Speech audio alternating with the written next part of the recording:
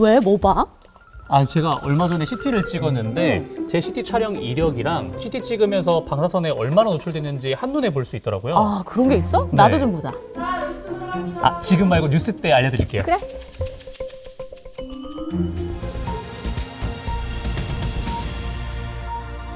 여러분 안녕하십니까? 국민건강보험 뉴스특보 시간입니다.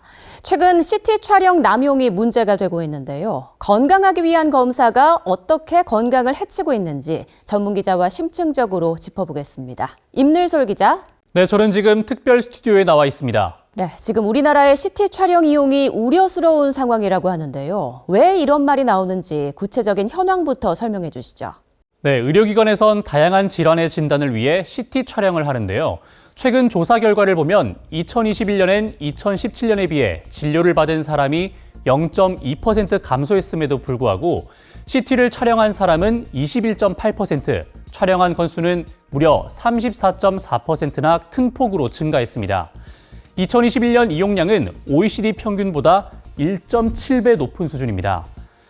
2021년 기준으로 CT 촬영 건수 상위 10%에 해당하는 사람은 약 71만 명으로 435만 건을 촬영해 전체 건수의 34.7%를 차지했습니다. 문제는 이 검사가 절실하게 필요한 사람이 아닌 의료 쇼핑이 의심되는 경증 환자도 포함되어 있다는 겁니다. 어떤 환자는 연간 50곳 이상의 병원을 방문해 117회, 또 다른 환자는 한 해 CT를 130회나 촬영한 것으로 드러났습니다. 그렇다면 무분별한 CT 촬영, 어떤 영향을 미칠까요? CT 촬영은 인체에 방사선을 투과시키기 때문에 소량이지만 피폭이 일어날 수밖에 없습니다. 이 검사가 늘어남에 따라 우리 국민들의 의료 방사선 유효 선량도 크게 증가하고 있는데요. 2021년엔 2017년에 비해 무려 30.7%가 증가했고 저선량 방사선 기준인 연간 100mS를 초과하는 사람도 4만여 명에 이르는 것으로 집계됐습니다. 질병관리청에 따르면 흉부 CT 촬영은 4mS, 두부 CT 촬영은 1.8mS의 유효 선량에 노출됩니다. 조금 전 1년 동안 CT를 117회 촬영한 환자 사례를 들었는데요. 이 환자가 흉부를 찍었다면 468mS에 달하는 어마어마한 유효 선량에 노출된 셈입니다.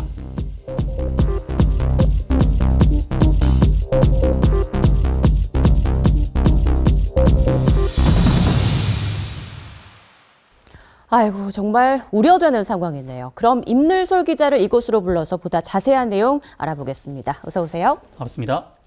네, 지금까지 CT 촬영 남용 현황과 심각성에 대해 알아봤는데요. 보통 정밀한 진단을 위해 CT와 함께 MRI를 이용하잖아요. 이 두 검사가 각각 어떤 검사이고 또 어떤 차이점이 있는지 설명해 주시죠. 네, CT 검사는 여러 각도로 인체 X선을 투사시킨 것을 컴퓨터로 분석해 내부 장기들의 밀도를 측정하고 자세한 단면을 영상으로 만들어내 진단을 하는 기법입니다. 매우 작은 병변도 확인할 수 있어 암, 염증성 질환의 조기 진단에 유리한데요. MRI는 인체의 단면상을 얻는다는 점에서 CT와 공통점이 있지만 X선이 아닌 자기장을 이용해 검사를 합니다. 주로 인대, 근육, 뇌실질 등의 진단에 사용됩니다. CT 촬영은 좋은 검사 방법이지만 방사선에 노출된다는 단점이 있는 거네요. 맞습니다. 그런데 사실 우리는 이미 일상 속에서도 방사선에 피폭이 되고 있거든요. 일상에서의 피폭 좀 무서운데 자세히 설명해 주시죠. 네, 우리는 주로 생활하는 실내에서 라돈가스를 마시고 밖으로 나가면 땅에서 나오는 방사선도 받습니다. 또 전자기기를 사용할 때, 비행기를 탈 때도 방사선에 노출될 수 있고 일부 음식에도 방사성 물질이 있습니다. 이야기를 들으니까 더 무서워지는데요. 네, 하지만 너무 걱정하실 필요는 없습니다. 일상생활에서 받는 방사선의 경우 한 해 평균 3mS 정도로 미미한 수준입니다. 방금 음식물을 통해서도 피폭이 된다고 말씀을 드렸는데 원자력안전위원회에 따르면 바나나의 경우 1년간 매일 7개씩 먹어야 흉부 엑스레이를 약 2번 촬영한 정도의 양이라고 합니다. 그렇다면 CT 촬영 시 의료 방사선에 노출되면 어떤 문제가 생기나요? 네, 나이, 성별, 몸무게, 또 장비에 따라 피폭량은 달라질 수 있는데요. 많은 양의 방사선에 노출될 경우에는 암 발생 위험이 증가할 수 있고 기형아 출산, 백내장, 난청 등의 위험도 증가한다고 합니다. 전문가의 의견 들어보겠습니다. CT 촬영은 건강 상태를 확인할 수 있다는 명확한 이익이 있지만 피폭으로 인한 잠재적인 암 발생 확률이 미미하게나마 있기 때문에 위험도를 배제할 수 없다는 불이익도 있습니다. 성장기인 어린이와 태아는 방사선 민감도가 높기 때문에 CT 촬영에 신중할 필요가 있습니다. 더욱이 12세 미만 아동 CT 촬영 현황도 우려가 됩니다.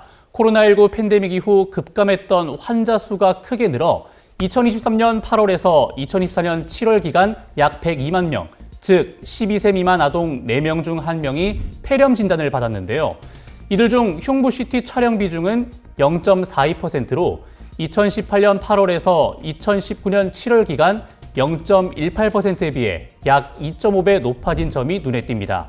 특히 같은 기간 폐렴 환자 흉부 CT 촬영자 수 비중은 연령이 증가할수록 높아지는 경향을 보였습니다.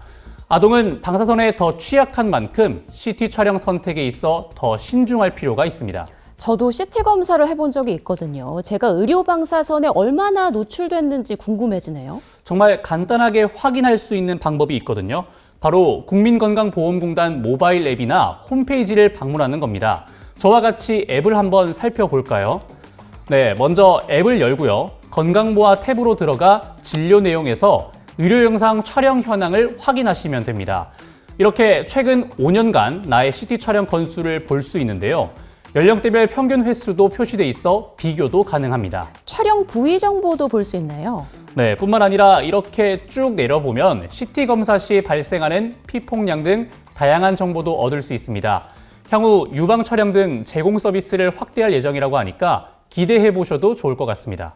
네, 오늘 CT 촬영 현황과 위험성에 대해 살펴봤는데요. 마지막으로 당부하고 싶은 이야기가 있을까요? 네, CT 촬영은 피폭의 위험이 있는 만큼 의료진 상담하에 최소한으로 진행하는 것이 좋습니다. 특히 임산부, 소아 등은 방사선 피폭에 더욱 민감하므로 신중한 선택이 필요합니다. 네, CT 촬영은 질병의 진단을 위해 꼭 필요하지만 과도할 경우 위험성이 있는 만큼 꼭 국민건강보험공단의 시스템을 잘 활용하시는 게 좋겠습니다. CT 촬영 현명하게 하기 꼭 기억하겠습니다. 임늘솔 기자 수고하셨습니다. CT 촬영은 꼭 필요한 사람이 꼭 필요한 시기에 기억해 주세요. 저희가 준비한 소식은 여기까지입니다. 시청해주신 여러분 고맙습니다.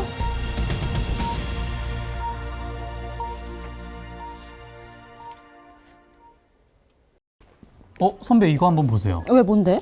앱을 보니까 뇌졸중, 당뇨병, 심근경색, 심뇌혈관 질환 등에 걸릴 확률을 분석해 주더라고요. 오, 그런 게 있어? 네, 국가 건강검진 결과를 바탕으로 분석을 해주는 것 같아요. 아, 여기 내 건강 나이가 딱 나오니까 너무 재밌다. 네. 나도 해봐야겠네. 한번 해보세요.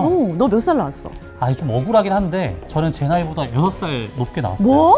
너 건강 관리 어떻게 하는 거야? 저 밥도 잘 먹고 운동도 열심히 하는데 술 끊으라 그랬지? 저는 좀 억울합니다. 정말 혼나야겠네 아주.